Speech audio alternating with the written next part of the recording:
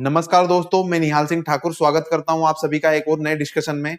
इस वीडियो में हम फ्री मूवमेंट रिजीम के बारे में बात करेंगे। आपको थंबनेल पर दिख रहा होगा कि फ्री मूवमेंट रिजीम के यहाँ पर लिखा हुआ है, इसकी थोड़ी सी जानकारी। अब ये क्या होता है, किन किन देशों से हम इसके रिलेटेड एग्रीमेंट करे हुए हैं, कौन कौन से राज्य आपके इस म्यांमार के अंदर बॉर्डर शेयर करते हैं, और भी इसकी हिस्ट्री क्या है, इसके फायदे और नुकसान क्या क्या है, आगे वे फॉरवर्ड क्या हो सकता है, सारी डिटेल इसके अंदर डिस्कस करेंगे। तो वीडियो को एंड तक देखिएगा, आपको बहुत वैल्यूएबल इनपुट्स यहाँ से मिलेंगे। अब कॉन्टेक्स्ट आपको बता देता हूं कि कई सारे न्यूज़पेपर्स में आपको इस तरह के आर्टिकल्स मिल रहे होंगे कि इंडिया या फिर जो भारत की सरकार है वो लगातार इस पर क्या कर रही है, विचार कर रही है कि क्या हमें म्यांमार के साथ जो हमारी फ्री मूवमेंट रिजीम है उसको फिर से इवेल्युएट करके बंद करना चाहिए, या फिर बंद जो हमने किया था कुछ महीने पहले ऐसा डिसीजन लिया गया था कि हम इसको खत्म कर रहे हैं, तो वापस से उसको शुरू करने की बात हो रही है, उसकी रेंज को कम ज्यादा करने की बात हो रही है। तो पूरी डिटेल यहाँ पर डिस्कस करेंगे। तो चलिए, इसी से रिलेटेड ये पूरा आर्टिकल होने वाला है। कॉन्टेक्स्ट मैंने आपको बता दिया है। अब आगे बढ़ने से पहले फ्री मूवमेंट रिजीम के बारे में हम थोड़ा सा देख लेते हैं। तो फ्री मूवमेंट रिजीम का मतलब क्या है, आप सभी जानते हैं इंडिया और म्यांमार अपनी बॉर्डर शेयर करते हैं, और म्यांमार के साथ हमारे 4 नॉर्थ ईस्टर्न जो स्टेट्स हैं उनकी बॉर्डर लगती है। जो दोनों देश हैं आपस में क्या है, वहां पर कनेक्टेड है, लोग पीपल टू पीपल कांटेक्ट बहुत ज्यादा है, एक ही एथनिसिटी के लोग हैं, एक ही कल्चर के लोग हैं, तो उनके बीच में कॉन्टेक्ट्स हैं। अब अचानक से बीच में बाउंड्री आ जाती है तो उनका 2 देशों में बंटवारा हो जाता है, आपस में उनके रिश्तेदारों का भी। तो उनको कनेक्ट करने के लिए एक इस पॉलिसी के थ्रू इस तरीका का हमने एक मैकेनिज्म बनाया था कि कुछ सर्टेन एरियाज के अंदर बॉर्डर से जो पास में है उसकी एक रेंज होगी, उस रेंज के अंदर कुछ लोग क्या कर सकते हैं, एक देश से दूसरे देश में बिना किसी वीजा या फिर जो आपके डॉक्यूमेंट्स हैं उनकी रिक्वायरमेंट्स के एक दूसरे देश में आ जा सकते हैं। तो इस तरीके का एक मैकेनिज्म बना था। लेकिन अभी क्या कर रहा है, इसके कई सारे नुकसान हो रहे हैं जो हम आगे देखेंगे। तो होम मिनिस्ट्री ये कंसीडर कर रही है कि क्या हम ये जो फ्री मूवमेंट रिजीम है इसको थोड़ा सा कम कर दें क्या इसकी रेंज को। अभी इसकी रेंज 18 किलोमीटर हुआ करती थी, पहले और ज्यादा थी, पहले 40 किलोमीटर होती थी, फिर घटाकर उसको 18 किलोमीटर किया गया था, और अभी उसको 10 किलोमीटर पे लाया गया है। तो बीच में तो ऐसी बात भी चल रही थी कि क्या इसको हम फिर से पूरी तरीके से खत्म कर दें क्या, लेकिन वहां के लोगों ने इसका बहुत ज्यादा विरोध करा, और फाइनली ऐसा माना जा रहा है कि इसको 10 किलोमीटर, यानी कि अगर ये बॉर्डर है तो इस बॉर्डर के अंदर ये इंडिया है मान लो, इस साइड म्यांमार है, तो कोई भी म्यांमार का आदमी इधर इंडिया में आ सकता है और रह सकता है। उसका एक डॉक्यूमेंट बनेगा फ्री मूवमेंट रेजिम वाला, और वो फिर यहाँ पर 15 दिन तक बिना किसी रोक टोक के रह सकता है अपने रिश्तेदार के यहाँ। सेम चीज इंडिया का कोई इसका रिलेटिव है, कोई व्यक्ति इंडिया का है जो नॉर्थ ईस्ट के इन 4 राज्यों में रहता है जो म्यांमार से बॉर्डर शेयर करते हैं, तो वो भी कुछ दिनों के लिए यहाँ पर जाकर रह सकता है। तो ये मैं उम्मीद कर रहा हूँ ये आपको समझ में आ गया होगा। चलिए, अब ये न्यूज में क्यों है, मैंने आपको ऑलरेडी बता दिया है कि इस पर रिव्यू करने की बात हो रही है, भारत सरकार इस पर विचार कर रही है कि हम इसको क्या कर सकते हैं, रिकंसिडर कर रहे हैं, और हो सकता है कि आने वाले टाइम पर हम इसको खत्म भी कर दें। लेकिन अभी क्या हो रहा है कि 10 किलोमीटर तक इसको लाने की बात की जा रही है। किसके साथ है, इंडिया और म्यांमार के साथ। आपको याद रखना है free movement regime, free movement regime किन 2 देशों के बीच में है, तो इंडिया एंड म्यांमार। चलिए, अब इसके कई सारे कंसर्न्स हैं, उनको भी हम आगे देखेंगे, लेकिन ये बहुत जरूरी था। मैंने आपको बता दिया हिस्टोरिकल रीजंस के कारण 2 एथनिसिटी के लोगों को हमने क्या कर दिया था, अलग कर दिया था, यानी कि अंग्रेजों ने अलग कर दिया था। उसका खामियाजा उनको कई दिनों तक भुगतना पड़ा, लेकिन फाइनली 2 परिवारों को मिलाने का काम सरकारों ने किया था और ये रेजिम सामने आई थी। चलिए आगे देखते हैं थोड़ा सा फ्री मूवमेंट रेजिम के बारे में। वैसे तो मैं आपको ऑलरेडी बता चुका हूं, लेकिन कुछ फैक्ट्स हैं जो आपको पता होना चाहिए। इसकी शुरुआत हुई थी एग्जैक्टली 2018 में। जो इंडिया की एक्ट ईस्ट पॉलिसी आप सभी जानते होंगे कि लुक ईस्ट पॉलिसी ये हुआ करती थी, लेकिन मोदी जी ने इसका नाम बदलकर एक्ट ईस्ट कर दिया था, यानी कि हमको सिर्फ देखना नहीं है ईस्ट की तरफ, हमें एक्ट भी करना है ना। थोड़ा सा प्रोएक्टिव रोल यहाँ पर सरकार ने अपना दिखाया था। इससे क्या होगा, इससे क्रॉस बॉर्डर जो मूवमेंट है लोगों का, पीपल टू पीपल जो कांटेक्ट है वो बढ़ेगा, आपस में बिजनेस इन दोनों के बढ़ेंगे, कई सारे एक दूसरे यहाँ के जो लोग रहने वाले हैं उनको फायदा होगा। Up to 16 kilometre without a visa.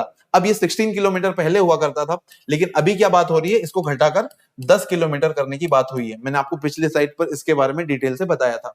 अब इससे क्या होगा, individuals residing at the border need a 1 year border pass for stay, यानी कि जो भी इंडिविजुअल्स बॉर्डर के आसपास रहते हैं, उसके पास में रहते हैं चारों राज्यों के, वो क्या करेंगे, 1 साल का एक पास लेंगे, और इस पास को लेकर अप टू 2 वीक्स दोनों देश के नागरिक एक दूसरे देशों में 2 वीक के बिना किसी लीगल डॉक्यूमेंट्स के या फिर वीजा के एक दूसरे देशों में नेबरिंग कंट्रीज में रह सकते हैं। तो मैं उम्मीद कर रहा हूं ये पॉइंट आपका क्लियर है। इससे क्या होगा, ये लोकल बॉर्डर ट्रेड है ये बहुत ज्यादा बढ़ेगा। आपस में एजुकेशन की जो अपॉर्चुनिटीज है एक दूसरे देश के लोगों को वो मिलेगी। जैसे म्यांमार का थोड़ा सा सिस्टम कमजोर है, तो वहां के लोग इंडिया के साइड आकर इलाज करवा सकते हैं, अपना एजुकेशन देख सकते हैं, हेल्थ केयर दे सकते हैं, या फिर आपकी जो बॉर्डर रेसिडेंट्स हैं उनको इससे कई सारे फायदे मिलते हैं। तो ये इसका फायदा था और मेन इंपैक्ट आपका लोकल ट्रेड पे पड़ता था। अब ये तो इसके कुछ अच्छी बातें होंगी, लेकिन इसका नुकसान भारत को उठाना पड़ता था और भारत के नॉर्थ ईस्टर्न स्टेट्स को उठाना पड़ता था। उसके कारण क्या है कि हम इसको रिकंसिडर कर रहे हैं। तो इसका कारण यही है, ये जो सारे नुकसान यहाँ पर लिखे हुए हैं, एक एक करके थोड़ा सा इनको देख लेते हैं। सबसे पहले इससे क्या होगा, अगर फ्रीली कोई एक दूसरे राज्यों में, यानी कि जो म्यांमार की मान लो ये बॉर्डर है इंडिया और म्यांमार की, तो कोई भी व्यक्ति क्या करेगा, यहां से फ्रीली इधर आ जाएगा इंडिया की साइड।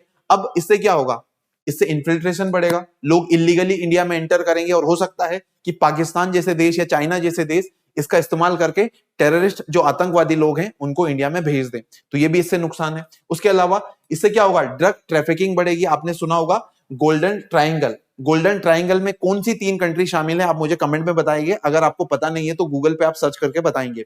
उसका एक हिस्सा म्यांमार भी है। यहाँ पर ड्रग का प्रोडक्शन बहुत ज्यादा होता है, तो इजीली इंडिया के अंदर ड्रग आता है इन 4 राज्यों के थ्रू। जो ये आपकी फ्री मूवमेंट रेजिम है, इसका जो ट्रैफिकर्स है वो इस्तेमाल करते हैं, इसका मिसयूज करते हैं और इससे पूरे इंडिया को वो नशा बेचने में अपनी क्या करते हैं, अपने मंसूबों को कामयाब करते हैं। इससे अल्टीमेटली नुकसान किसका होता है, हमारे देश का और हमारे देश के नागरिकों का। इसके अलावा आर्म्स की स्मगलिंग भी बहुत ज्यादा बढ़ती है। इसके अलावा जानवरों की स्मगलिंग करने में भी इस रूट का इस्तेमाल किया जाता है। फिर इंसर्जेंसी एक्टिविटीज, मैंने आपको ऑलरेडी एग्जांपल दे दिया। कई सारे इंसर्जेंट्स क्या करते हैं, इसका मिसयूज करते हैं। जब भारत सरकार या फिर होम मिनिस्ट्री उनके ऊपर एक्शन लेती है तो म्यांमार की साइड जाकर छिप जाते हैं, है ना। इसी तरह म्यांमार के हो सकते हैं कुछ लोग जो वहां की सरकार को परेशान कर रहे हो, वो इंडिया की साइड आकर छिप जाते हो। तो दोनों को इससे नुकसान हो रहा है, तो इसकी वजह से भी इसको हटाने की बात हो रही है। इसके अलावा जो कल्चरल आइडेंटिटी है वहां के लोगों की, उस पर भी अपने आप में कहीं ना कहीं ये खतरे से कम नहीं है, क्योंकि वहां के जो लोकल लोग हैं इन 4 राज्यों के, उनका मानना है कि इससे हमारी एथनिसिटी पर ये क्या कर रहे हैं, या फिर हमारी जो लोकल डेमोक्रेसी है, डेमोग्राफी है, उसी को क्या कर रहे हैं, बदलने का काम कर रहे हैं। और ये बहुमत में अगर आ गए तो इससे तो हमारे जो पॉलिटिकल जो एडवांटेजेस है वो भी हमारे हाथ से निकल जाएंगे। तो ये भी एक इसका डर है। और उनके जो कल्चरल जो आइडेंटिटी है उसके लिए भी ये खतरा बन रहे हैं। उनके जो त्योहार हैं वहां पर उनके लिए नुकसानदायक हो सकते हैं। इसके अलावा इन्वायरमेंटल डिग्रेडेशन होगा। कई सारे लोग आएंगे तो फिर डेवलपमेंटल एक्टिविटीज बढ़ानी पड़ेगी, उनको कई सारी सुविधाएं देनी पड़ेगी। वो जंगल को काटेंगे, अपने लिए वहां के रिसोर्सेज का इस्तेमाल करेंगे, घर बनाएंगे। तो नॉर्थ ईस्ट का जो रीजन है वैसे ही काफी इन्वायरमेंटली सेंसिटिव है, तो वहां पर इसका नुकसान होगा। इसके अलावा जो रीजनल डायनामिक्स है वो वहां के चेंज हो जाएंगे, पॉलिटिकली इसका इंपैक्ट होगा। कई सारे इसके क्या है नुकसान आप गिना सकते हैं। तो इन सभी के कारणों से सरकार क्या कर रही थी, उनके ऊपर कई दिनों से प्रेशर था। कुछ लोग ये डिमांड कर रहे थे वहां के जो लोकल्स है कि इस जो रिजीम है आप इसको वापस से रिकंसिडर करो।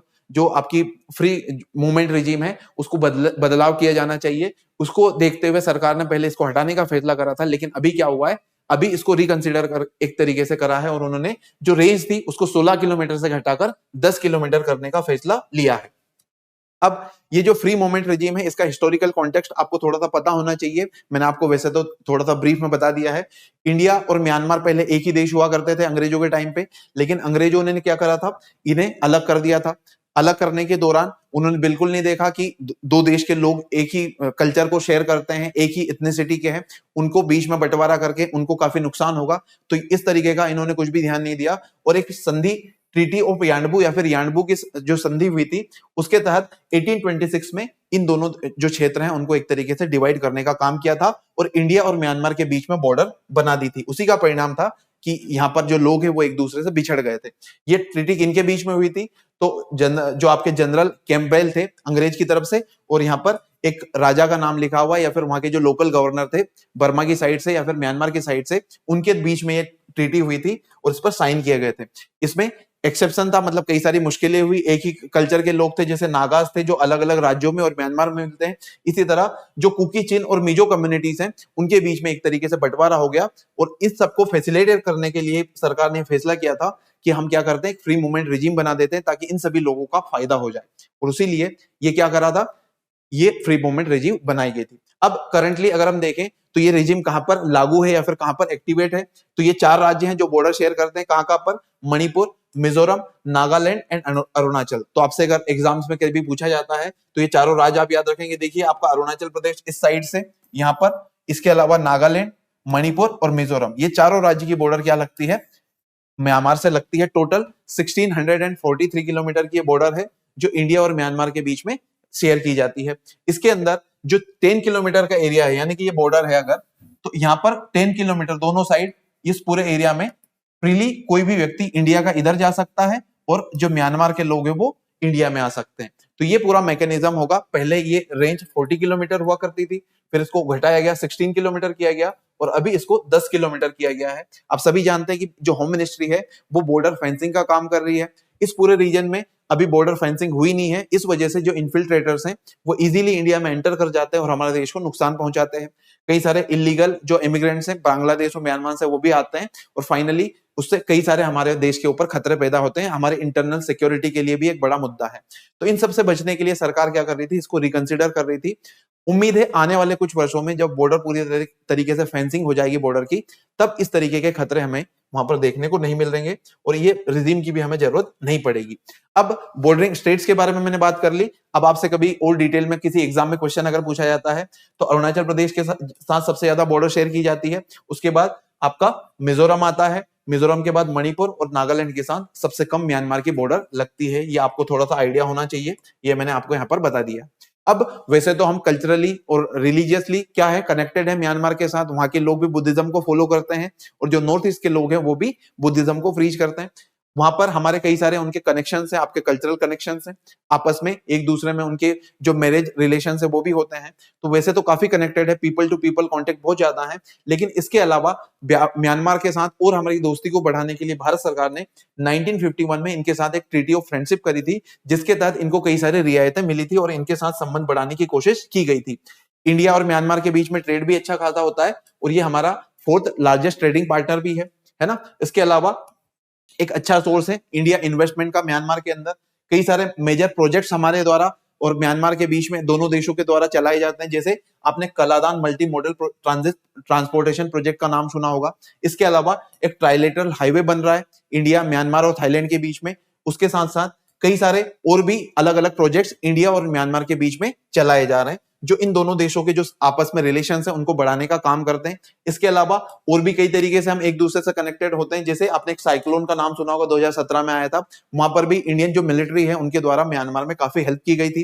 कई बार जब अर्थक्वेक्स वगैरह आते हैं तो वहां पर भी इनकी हेल्प की जाती है और कोई डिजीज अगर आ जाती है, कोविड के टाइम पे भी हमने इनकी काफी मदद की थी। तो इस तरीके से ये पूरा म्यांमार से रिलेटेड एक आर्टिकल था और जो फ्री मूवमेंट रिजीम है ये आपकी यहाँ पर क्लियर होती है।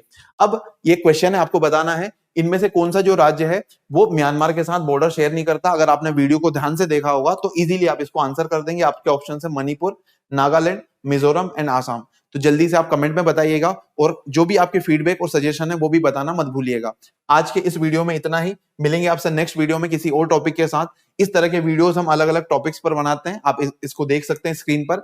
आप इन वीडियोस को डिटेल में जाकर देख सकते हैं, आपको काफी इंफॉर्मेटिव वहां पर जानकारी मिलेगी। चलिए इस वीडियो में इतना ही। Jai Hind, see you in the next class या next video. Thank you so much.